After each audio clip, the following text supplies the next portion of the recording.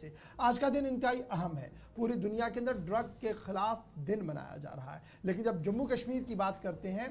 तो अल्फाज कम पड़ते हैं, क्योंकि हर दिन गुजरने के साथ इस दलदल में हज़ारों लोग डूब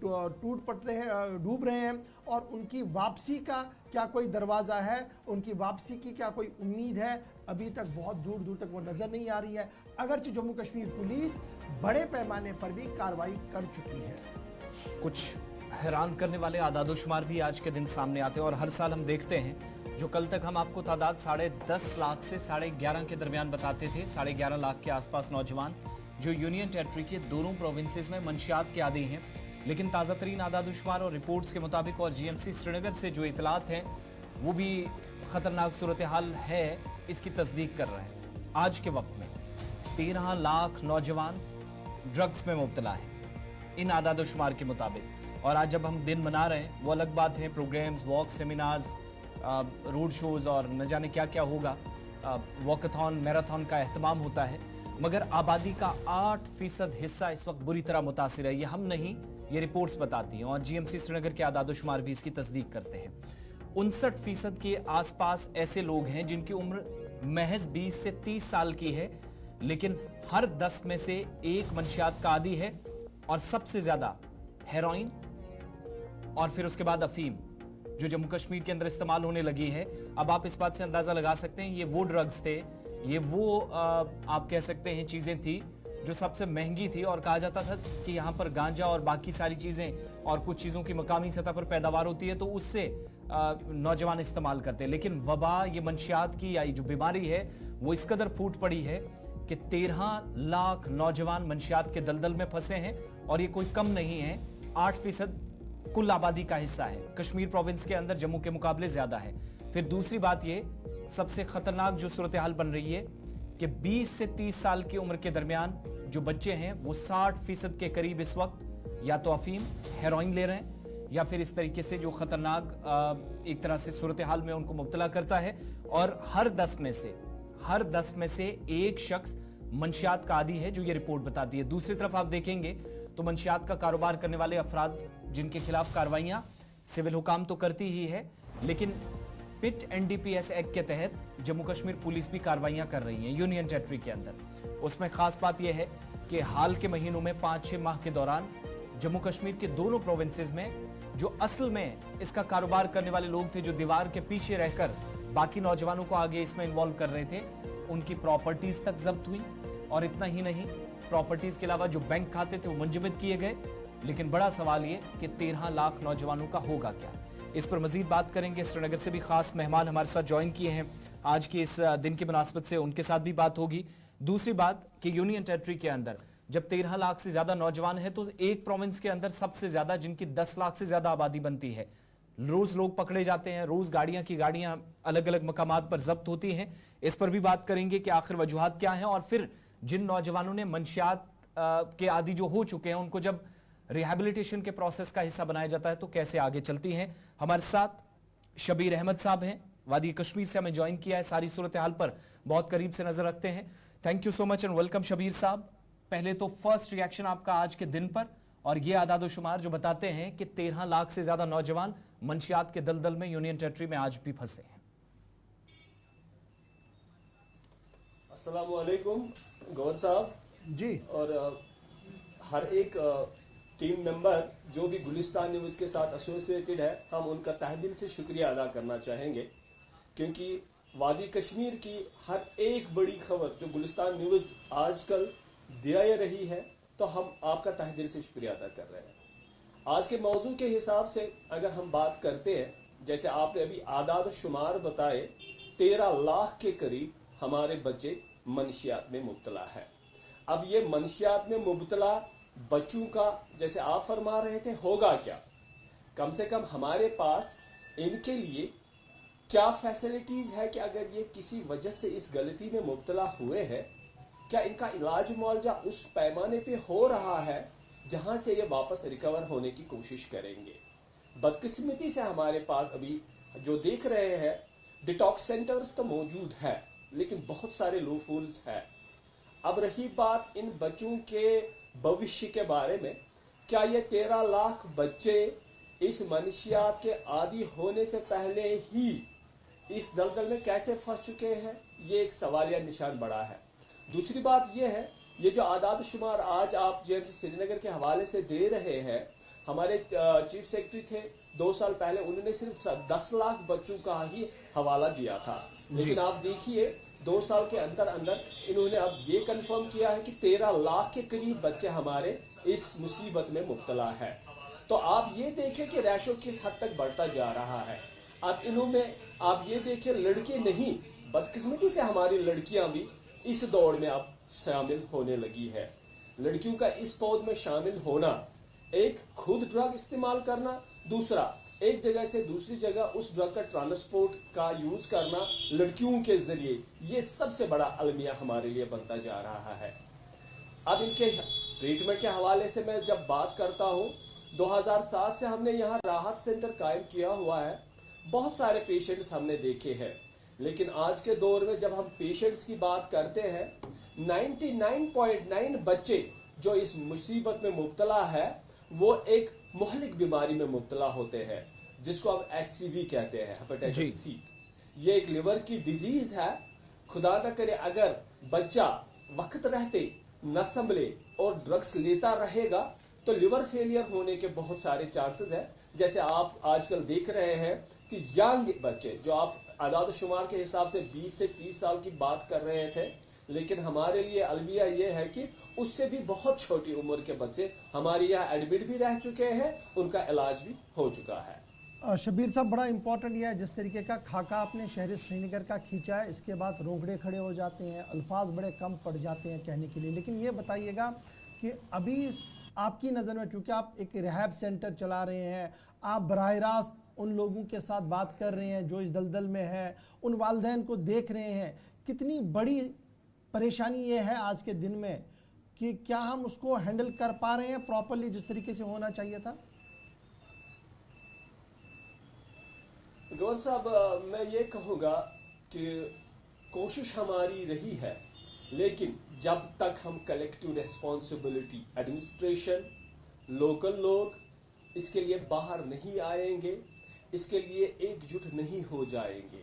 इसकी तादाद बढ़ती ही जाएगी। रही बात जो आप कह रहे हैं वालिदैन के लिए ये एक जिंदा लाश घर में रहती है, न ये मरता है न ये बचता है। ऊपर से ये बच्चे घर में ऐसा माहौल पैदा करते हैं कि अगर कहीं से खुदा ना करे ऐसा बच्चा आईवी यूजर होता है हेरोइन का, तो कम से कम 3,000 रुपये पर डे इसका खर्चा आता है। जो बच्चा घर से ये खर्चा लेके नहीं चल सकता है, वो बच्चा चोरी करने, डकैती करने, मर्डर करने, कहीं भी कुछ भी अनटोवर्ड्स करने के लिए तैयार होता है। क्योंकि ये बच्चे जब हमारे एडिक्शन सेंटर्स में पहुंचते हैं, जब हम इनकी दास्तान सुनते हैं, जब इनकी रुदाद हम सुनते हैं, हम ये भी कह रहे हैं कि क्या ये भी वादी कश्मीर में इस वक्त मुमकिन है जो ये बच्चे कहते हैं। शबीर साहब, एक और चीज़, जिस सेंटर में आप काम करते हैं, आपका ये ज़ाती तजर्बा भी है, कहा जाता है कि बच्चों को रिहैबिलिटेशन प्रोसेस के ज़रिए ही वाहिद ऑप्शन बचता है जो इस दलदल में फंसे होते हैं, उनकी ज़िंदगी वापस पटरी पर लाने के लिए। कोई फ़र्क महसूस होता है और कितना एक वक्त लगता है उनका तर्ज़ ज़िंदगी बदलने में या उनके बिहेवियर में चेंजेस आना शुरू होती हैं? रिहैबिलिटेशन से वाकई में कोई फ़र्क पड़ता है? जी देखिए, मैं आपको ये एक चीज़ बताऊं, रिहैबिलिटेशन सेंटर्स हमारे अभी जम्मू एंड कश्मीर में नहीं है। हमारे पास जो फैसिलिटी अवेलेबल है वो इमीडिएट डिटॉक्स सेंटर्स है। इमीडिएट मतलब आज बच्चे ने ड्रग्स इस्तेमाल की, आज ही उसको एडमिट करना है। लेकिन ये जो प्रोसेस है कम से कम 6 महीने का प्रोसेस रहता है।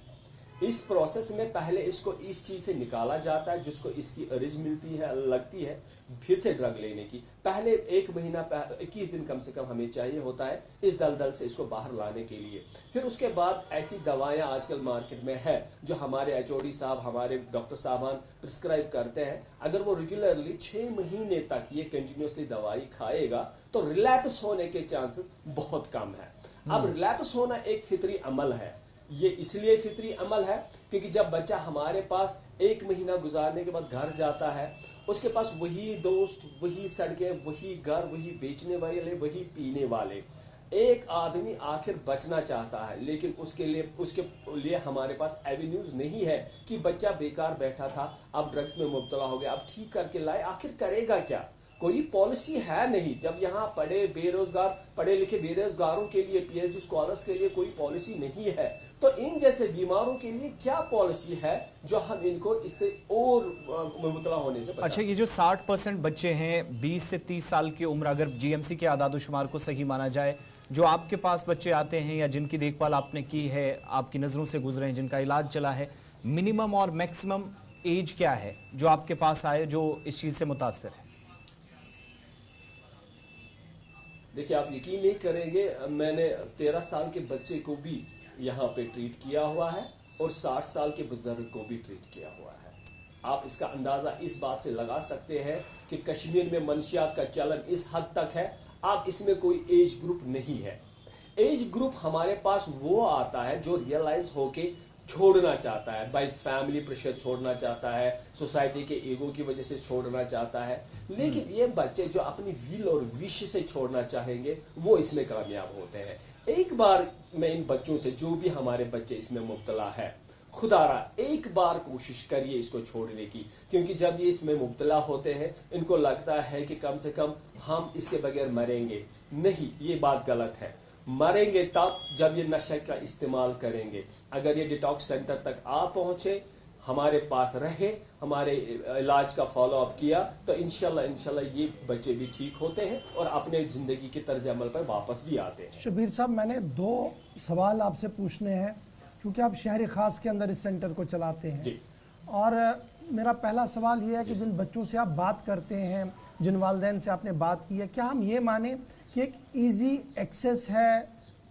اس مافیا کا لوگوں تک اور لوگ ایزیلی ان سے یہ لے رہے ہیں ایک کیونکہ اب آپ کے پاس تمام کہانیاں ہیں تمام سکسیس سٹوریاں بھی ہیں اور دوسرا یہ کہ جب یہ اس طریقے کا نظام چل رہا ہے اور آپ کہہ رہے ہیں کہ جب والدین کے گھر کے اندر اس طریقے کا نظام ہو تو ایک کشمیر سوسائٹی کے اندر اس کو ایکسیپٹ کرنا بھی بڑا مشکل ہوتا ہے اور پتہ کشیر پر یہاں کو چرسی اچھا بڑا حکارت کے نظر اس کو بڑا وہ دیکھتے ہیں کہ یہ ڈاؤن ٹو ارتھ ہے چھوڑ دو جی اس نے کیا بات کرنی اس نے سدھرنا نہیں ہے یہ کوتا خطرناک اس کی زوس اندر کہ نظر انداز کرن یہ نفر کن یہ پانس ست رٹن امس نال موت کرن اور یہ واتن ات سینٹرس تام گور صاحب پہلے سوال کا میں یہ جواب آپ کو دے دیتا ہوں آپ یقین نہیں کریں گے اگر ہمارے پاس کینسر کے پیشنٹس ہوتے ہیں تو ان کو ڈاکٹر صاحب کوئی دوائی ریکمنڈ کرتا ہے کہ آپ یہ بازار سے لائیے وہ پیشنٹ بیچارہ دن بھر بھٹکنے کے بعد ایک سٹرپ دوائی حاصل کر سکتا ہے وہ بھی اپنا پرسکرپشن کا زیروکس دے کے جو ڈاکٹر صاحب نے ریکمنڈ کیا ہوگا لیکن آپ یقین مانیے یہ جو بچے یہ منشیات استعمال کرتے ہیں ان کے پاس اس کا فری ایکسیس ہے ایک فون کال کے بعد ان کے پاس بندہ پہنچ جاتا ہے اور یہ دوائیاں یہ حاصل کرتے ہیں اب رہی بات اس کے نیکسس کی یہ اتنا بڑا نیکسس ہے اگر جموں کشمیر پولیس کشمیر میں نہ ہو وہ کاروائیاں نہ کریں گے یہ ہم کہہ رہے ہیں آپ ان کا پورٹل دیکھیے آپ نیوز دیکھیے کون سا دن ایسا نہیں گزرتا ہے جب جموں کشمیر پولیس اپنی کارروائی میں ان نیکسس کو توڑنے کی کوشش نہیں کرتا ہے لیکن سپلائی چین اتنی مضبوط ہے گور صاحب کہ ہم توڑ نہیں پا رہے ہیں پولیس بھی اب یہ کہہ رہی ہے کہ اتنا نیکسس بڑا ہے ہم توڑنے کی صرف کوشش کر رہے ہیں لیکن جب ہم 5 کو ٹھیک کرنے کی کوشش کر رہے ہیں تو 15 نئے اس میں انوالو ہو چکے ہوتے ہیں یہ سب سے بڑا المیہ ہے اور رہی بات آپ کے پیشنٹ کے جو آپ نے کہا دیکھیے اس پیشنٹ کو ہمدردی اس پیشنٹ کو پیار اس پیشنٹ کو ایک نئی زندگی کے طرز عمل پر لانے کے لیے جدوجہد کرنے کی کوشش کرنی ہے وہ سب سے بڑی جدوجہد کوشش کریں گے اس کے گھر والے کیونکہ وہ گھر والے جانتے ہیں کہ اس بچے میں کتنا ٹیلنٹ تھا اب غلطیاں انسانوں سے ہوتی ہے فرشتوں سے نہیں ہوتی ہے اس بچے کو بھی آپ اسی طرز عمل پہ لیں کہ اس سے غلطی ہوئی ہے اور اس کو اپنی غلطی سدھارنے کا ایک موقع ملنا چاہیے نہ کہ اس کو دھتکارنا چاہیے جب آپ شبیر صاحب بڑا امپورٹنٹ یہ کہیں گے بڑا امپورٹنٹ یہ بھی ہے کہ آج کے دن میں کتنے پیشنٹس دن میں آتے ہوں گے؟ اس طریقے سے کتنے ڈیٹاکسنگ سینٹر ہمارے پاس ہے؟ پولیس کا ماننا ہے کہ ہمارے پاس ریہیبلیٹیشن سینٹر ہے، کیا واقعی طور پر کوئی ریہیبلیٹیشن سینٹر ہے یا صرف یہ ڈیٹاکسنگ سینٹر سے ہمارے پاس ہے؟ نمبر ایک، اس کی تھوڑی سی وضاحت ہو. اور دن میں کتنے پیشنٹس آتے ہوں گے اپروکسیمیٹلی؟ اس سے ایک اندازہ اور گریوٹی لگے گی ہمارے ناظرین کو پتہ کہ کہاں پر ہم ہیں. دیکھیے ریہیبلیٹیشن پالیسی جو ہوتی ہے گور صاحب، اس میں تقریباً 1 سال 1.5 سال، کیونکہ وہاں پہ ووکیشنل ٹریننگ ان جیسے بیکار بچوں کو دی جاتی ہے. اگر آپ کا بچہ تیار ہے، آپ اسٹیٹ سے باہر، یونین ٹیریٹری سے باہر جب دیکھیں گے تو وہاں ریہیبلیٹیشن پالیسی ہوتی ہے جہاں پہ 8 مہینہ 6 مہینہ 1 سال بچے کو رکھا جاتا ہے. پہلے اس کا علاج معالجہ کیا جاتا ہے، پھر اس کو ایک مخصوص دوائی پہ چھوڑا جاتا ہے، پھر 4-5 مہینے اس کو ایک سکل دی جاتی ہے، چاہے وہ کمپیوٹر کی سکل ہو، چاہے وہ پلمبر کی سکل ہو، چاہے وہ الیکٹریشین کی، جس میں بچہ انوالو رہنا چاہتا ہو. ہمارے پاس امیڈیٹ ڈیٹاکس سینٹرز ہے، ریہیبلیٹیشن پالیسیز ہمارے پاس ابھی نہیں ہے. ریہیبلیٹیشن پالیسی دور کی بات رہی ہے. اور دوسری بات جو آپ کہہ رہے ہیں کہ ہمارے پاس ان بچوں کی تعداد کتنی ہے، گور صاحب آپ یقین نہیں کریں گے، بچے لڑکے تو لڑکے، لڑکیاں جب ہمارے ان سینٹروں میں اپروچ کرتی ہیں اپنے علاج معالجے کے لیے، تب ہمارے رونگٹے واقعی کھڑے ہو جاتے ہیں کہ ایک سماج جس سے ہمارا مستقبل آنے والا ہے، جب وہ بچی اس منشیات میں مبتلا ہو. ریسنٹلی ہم نے ایک پیشنٹ کو چھوڑا، آپ یقین نہیں کریں گے گور صاحب، ہمارے فیڈ بیک میں ہے، اس کے فائل پہ پروفائل فائل میں ہے کہ مجھے ایک کالج کی لڑکی فری آف کاسٹ ڈرگس دیا کرتی تھی پینے کے لیے. تو میکسیمم اب آپ چھوڑیے یہ بات، اب یہ ہے کہ کلیکٹیو ریسپانسبلٹی جب تک لوگ اس کے لیے کھڑے نہیں ہوتے ہیں، اس ناسور کو ختم کرنے کے لیے آگے نہیں آتے ہیں، تب تک یہ ناسور ہمارے جوانوں کے خون میں پلتا رہے گا. اچھا ڈاکٹر صاحب، ایک آخری سوال، اس کے بعد ہو سکتا ہے آصف نے کچھ پوچھنا. میں نے بس ایک چھوٹا سا سوال پوچھنا ہے، وہ یہ ہے کہ جب اس سینٹر پر لایا جاتا ہے ایک آدمی کو جو ڈرگ ایڈکٹ ہوتا ہے اور پھر ڈیٹاکسیشن کے پروسیس سے وہ چلتا ہے، اپروکسیمیٹ خرچہ کتنا اس پر آتا ہے؟ اور کیا وہ تمام چیزیں، وہ تمام دوائیاں ہمیں ایزی ایکسیس ہے سری نگر کے اندر؟ جی گور صاحب، جب یہ بچے ہمارے پاس آتے ہیں تو میں سب سے پہلے ان والدین سے یہ گزارش کروں گا جن کے بچے اس میں مبتلا ہے، ان کو کنوینس کریے اس کا علاج ممکن ہے، علاج ممکن ہے. دوسری بات یہ ہے، ہمارے پاس جو بھی ابھی آپ یہ کہیں کہ ایڈوانس فیسلٹی جو میڈیسنز ہے، کم سے کم گورنمنٹ کی طرف سے یا اسٹیٹ یونین ٹیریٹری کی طرف سے اس چیز کو بڑا دیکھا جا رہا ہے کہ یہ جیسے دوائیاں اویلیبل رہے، اور ہمیں یہ جیسے دوائیاں اویلیبل رہتی ہے. جب تک آپ بات کر رہے ہیں خرچے کی، اس سارے پروسیس میں تقریباً 25 سے 30 ہزار تک ایک مہینے کا خرچہ آتا ہے، اگر ساری ریسپانسبلٹی ڈیٹاکس سینٹر والے لے لیں. اس کا مطلب ہے اس کا کھانا پینا، اس کی دوائیاں، اس کا ڈاکٹر، اس کا رہنا، اس کے ٹیسٹ، جتنا بھی ہو. یہ کم سے کم یہ خرچے میں اس وجہ سے آتے ہیں کیونکہ ان کی دوائیاں بھی کاسٹلی ہوتی ہے اور ان کو رکھنے میں بھی بڑی محنت اور مشقت کرنی پڑتی ہے. اچھا، کیا آج کے دن میں ڈیٹاکس سینٹرز کے اندر کوئی رہ رہا ہے؟ ڈاکٹر صاحب ایک چھوٹا سا سوال، کیا سری نگر کے ڈیٹاکسنگ سینٹرز کے اندر کیا یہ نوجوان لڑکیاں بھی آج کے دن میں ہیں، اور کن کن علاقوں سے ان کا تعلق ہے؟ اگر ضمناً تھوڑا سا اشارہ ہو جائے. نہیں دیکھیے، اب آپ یہ علاقے کی بات چھوڑیے، آپ کشمیر کی بات کریے. جی آپ دیکھیے کہاں پہ نہیں ہے، ہم یہ کہیں گے کہاں کون سا. آپ پہلے ہم ساؤتھ کشمیر کو بلیم کر رہے تھے، پھر نارتھ کشمیر کو بلیم کر رہے تھے. آپ ہب دیکھیے نا، سری نگر سینٹر دیکھیے. سری نگر سینٹر میں آپ at the heart of city جب آپ ڈیٹاکس سینٹر کی بات کریں گے، آپ جہاں پہ پیشنٹس آ رہے ہیں ان کے والدین آ رہے ہیں، تو اس کا مطلب ہے تو ڈسٹرکٹ اس کی کوئی بات ہی نہیں رہتی ہے پھر. بہت شکریہ ڈاکٹر شبیر صاحب، سری نگر سے آپ ہمارے ساتھ رہے. اس بڑے دن پر، خاص موقع پر، خاص موضوع پر مفصل روشنی ڈالی. اور یہ وہ دن ہے جب نہ صرف پروگرام، تقاریب، واک، سیمینارز کرنے کی ضرورت ہے، بلکہ جس کلیکٹیو ریسپانس یا ریسپانسبلٹی یا اجتماعی ذمہ داری کی بات ڈاکٹر صاحب کر رہے تھے، اس پر واقعی میں سنجیدگی سے کام کرنے کی ضرورت ہے.